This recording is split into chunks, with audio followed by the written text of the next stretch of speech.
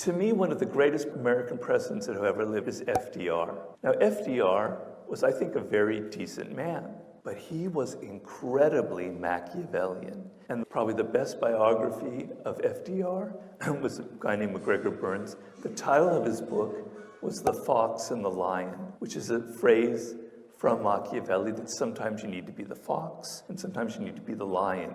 You need to be clever and crafty, and you need to roar and chew people up. You need to be able to be both. That was FDR.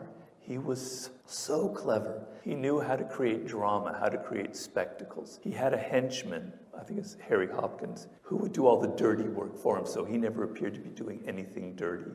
He was very, very clever. I think he had high morals. I think he had good values, and he did great things. He led us through a depression. He led us through World War II.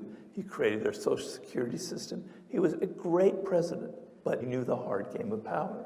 I contrast that with somebody like Jimmy Carter. Now, I know we all have our own personal beliefs here, but growing up in the era of Jimmy Carter, I thought the guy was rather incompetent. I thought he wasn't a very good president. He was moral. You would never find a more moral guy, a more decent human being. He was a wonderful person. I would have a beer with him. I would be his best friend. But I don't think he played the power game very effectively.